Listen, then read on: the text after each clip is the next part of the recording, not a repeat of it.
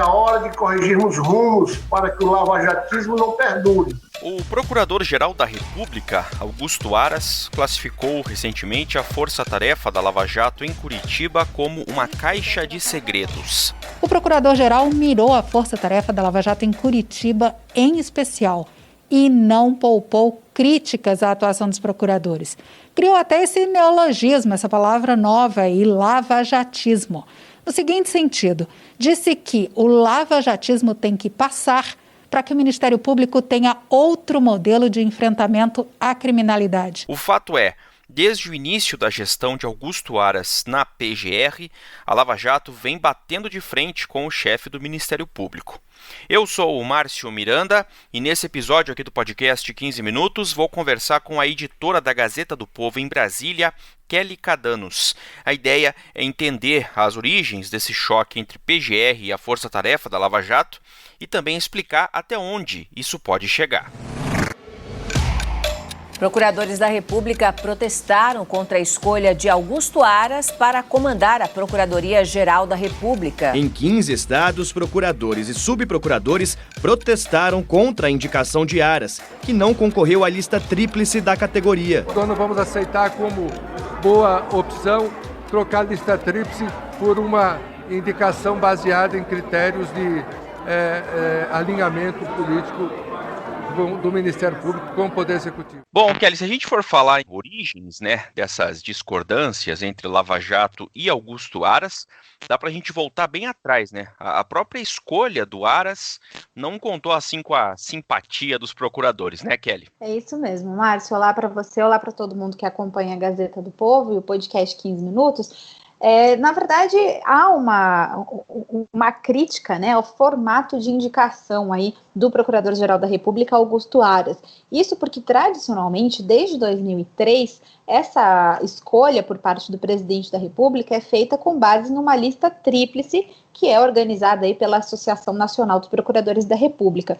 No caso do Aras, o presidente Jair Bolsonaro ignorou a lista tríplice que havia sido formulada pela instituição e nomeou o Procurador-Geral com base na sua livre escolha. Isso não é ilegal, isso está previsto em lei, mas fere aí uma tradição que os procuradores alegam que dava independência ao Ministério Público Federal. E isso, inclusive, voltou a ser discutido agora, junto aí a essa queda de braço entre Lava Jato e PGR. O procurador Roberson Pozzobon, que é da Força Tarefa de Curitiba, disse nas redes sociais que faltou transparência no processo de escolha do PGR pelo presidente Jair Bolsonaro.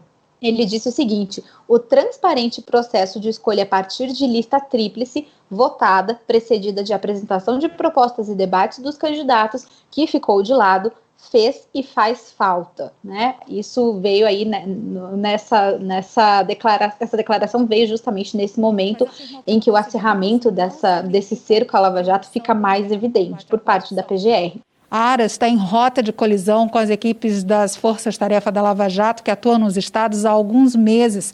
E a gente falou disso aqui, sobre essa disputa pelo compartilhamento de informações, inclusive dados sigilosos. E agora, a origem, vamos dizer assim, mais recente, dessa queda de braço, a mais antiga a gente falou que vem lá atrás aí da própria escolha do Augusto Aras, Mas eu queria que a gente abordasse aqui agora e até explicasse, Kelly, o principal motivo da troca de acusações e da queda de braço agora, que é aquela história da busca por dados da Lava Jato por parte da Procuradoria-Geral da República. Qual que é o contexto de tudo isso, hein, Kelly? Pois é, Márcio, o contexto é justamente a busca de informações do banco de dados da operação da Lava Jato em Curitiba, Isso tudo veio a público em junho, no final de junho desse ano, quando a Lindora Araújo, que é uma subprocuradora na PGR e também aliada aí de Aras na Procuradoria-Geral, fez uma visita à Força Tarefa de Curitiba. Ela também coordena a Lava Jato no STF e no STJ, Ela investiga e coordena aí investigações de políticos com foro. E ela foi a Curitiba justamente para tentar colher esse banco de dados da Força Tarefa da Lava Jato. Isso causou estranheza nos procuradores que chegaram, inclusive, a acionar a Corregedoria do Ministério Público Federal, que também abriu um procedimento para investigar a conduta Lindora. A PGR alega que essa solicitação de dados da investigação já havia sido feita via um ofício enviado à Força Tarefa em maio, mas não obteve resposta. Esse pedido de compartilhamento teria como base decisões judiciais que autorizam essa troca de informações, o que a Força Tarefa também contesta. Em meio a esse atrito, a PGR também passou a investigar a Força Tarefa para saber se o grupo de Curitiba teria investigado de forma ilegal e de forma camuflada autoridades com prerrogativa de foro, o que seria ilegal, né? Porque pessoas com prerrogativa de foro só podem ser investigadas no STF ou no STJ.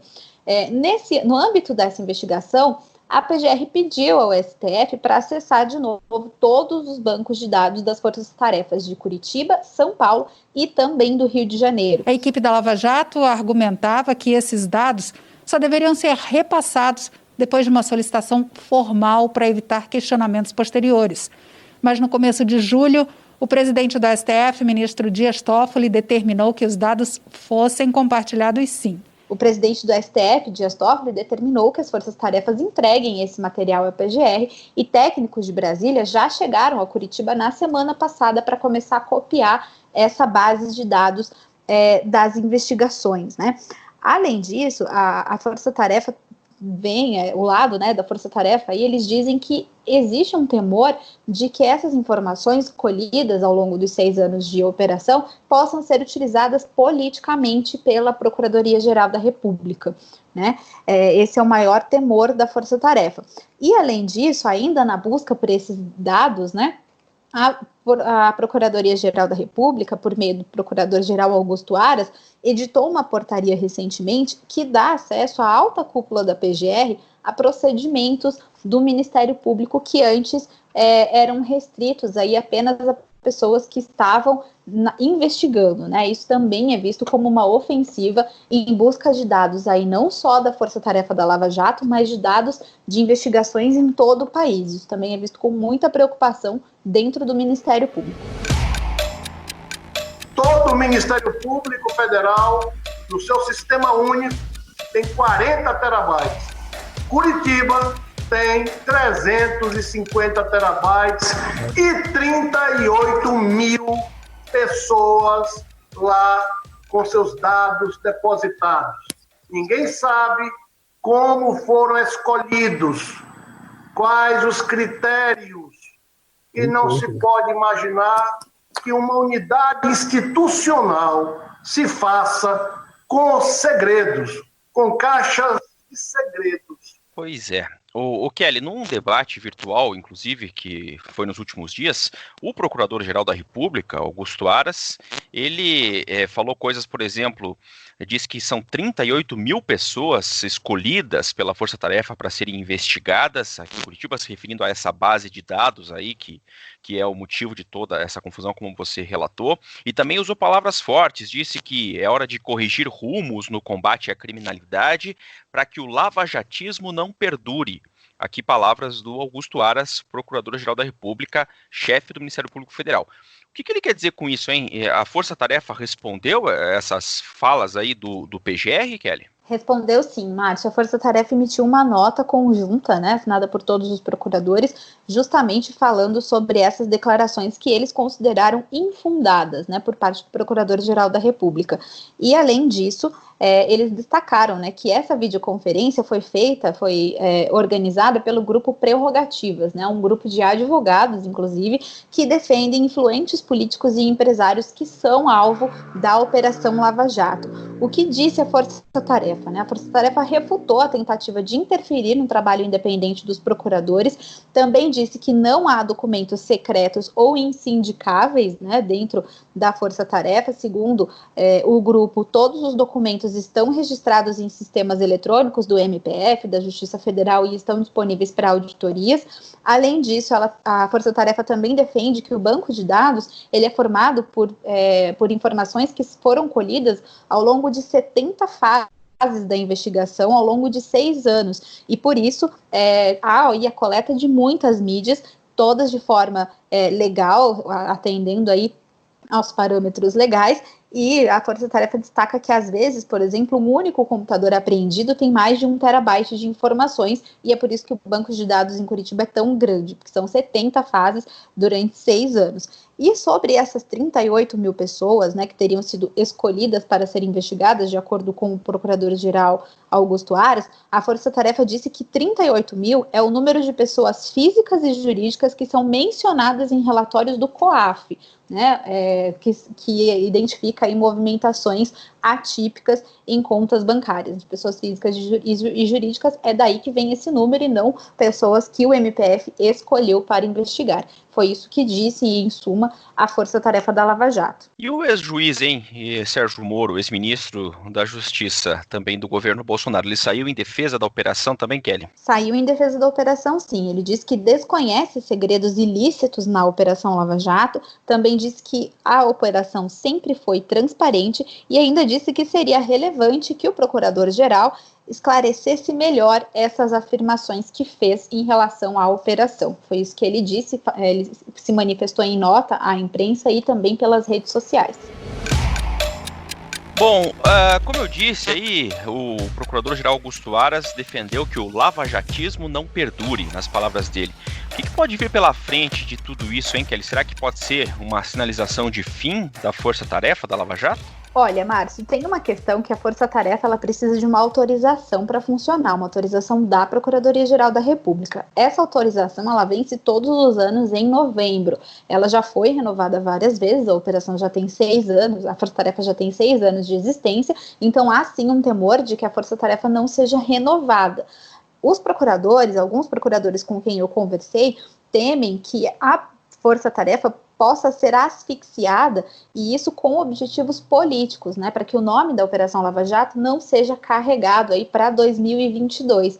Isso seria inclusive uma tentativa de favorecer o presidente Jair Bolsonaro e minar aí uma possível candidatura do ex-juiz Sérgio Moro, né, que, como você disse, deixou o governo fazendo várias críticas ao presidente da República e sempre é cotado aí como um possível candidato a 2022.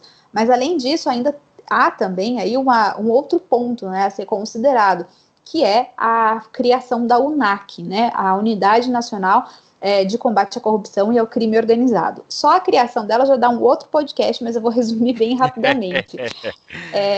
O que a PGR quer, né, e está sendo discutido no Conselho Superior do Ministério Público, é unificar todas as forças-tarefas, é dissolver as forças-tarefas em Curitiba, São Paulo, Rio de Janeiro e também a força-tarefa da Greenfield e transformar isso em uma única unidade centralizada para combater, para investigar casos de corrupção a âmbito nacional, né?